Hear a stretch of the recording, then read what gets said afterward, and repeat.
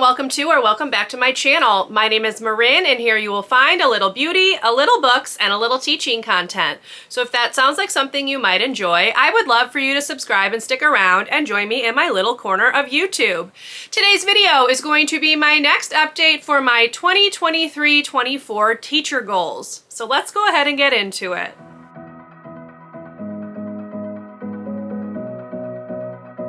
Now this will be my third update for my 23-24 teacher goals, so I'm going to go ahead and link both of the previous videos down in the description box if you want to go ahead and rewatch. I will link the update for second quarter up in the cards, but both of them will be linked down below, so check those out if you'd like to see kind of how this has been going all year. Now, third quarter actually ended several weeks ago, but I just now am having time to sit down and film this, because we kind of extended like the grading period, so I wanted to like stay on track with my district calendar. So this is going to be my update for third quarter of the school year, and I'm just going to go ahead and go through all of these bullet points pretty quickly and let you know how I'm doing. So goal number one was to learn everyone's name, which I have done. That one can be checked off. I'm very happy that I've been able to learn essentially 400 plus new names. So yes, that one is done. Then I wanted to plan at least 2 events, which I have done. The next and final, thank goodness, book fair for this year is happening this coming week from when I'm filming this. When you're watching it, it will have been the previous week. So 2 events are done. They were both book fairs. Those are done.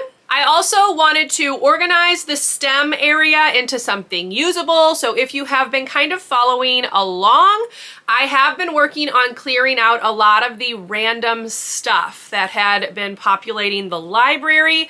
I will link you to my library tour up in the cards because that will show you what that area is currently looking like. I'm very excited because what I'm going to do is kind of move the shelves a little bit to create like a storage area for myself, and then have what I'm going to be turning into a makerspace area for the students once this book fair is out of the way. So that is done. The STEM area is not set up, but the shelves are ready, which is what the goal was.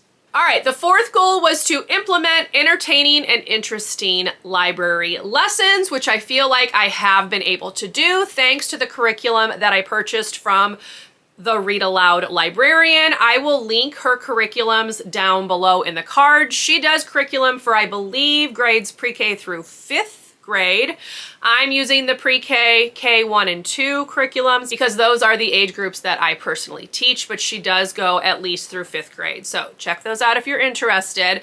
But my students really seem to enjoy the books that I've read, especially the 2nd grade book that I read this last week. Even my more difficult classes were like super engaged with the story. So kudos to her. Those have been a lifesaver. For number 5, I wanted to continue to use the no-nonsense nurturing techniques of giving directions, which focuses on MVP, M being movement, V being voice level, P being participation or what you want the students to do. This has been particularly useful when I'm trying to transition them from one area to another, and also in terms of giving them directions as they come in. So I'm going to continue making sure I do that to the best of my ability because it really does make a difference. So just tips to anybody out there in the education field: make your directions very clear and concise, and usually the students will have a better time following them. And the final goal, I think I added this one. I'm not really sure when I added this one. It's been a little while, but I put on here that I wanted to teach and or revisit routines and procedures for the library, which honestly I'm constantly doing. So every time we start class, we go over the rules, carpet expectations, voice levels, movement, all of that. So I'm constantly doing this. It's not just like a one and done type lesson. So that's going to continue happening throughout the year, especially now that we are into 4th quarter and behaviors are escalating. So it's been a little bit wild. So obviously having to revisit and practice routines and procedures is just going to be like a daily occurrence for the remainder of the year. So I'm not going to check that one off as done, but it is something that I'm constantly doing. So I would say of my 6 goals that I have here, I have completed, they're all the way finished, 3 of them.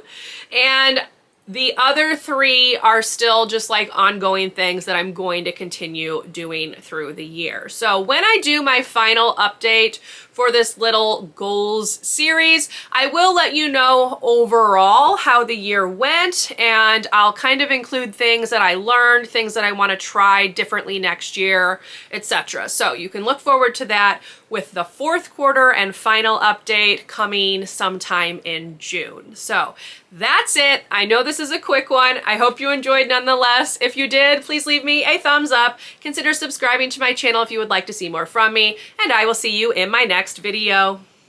Bye, everyone.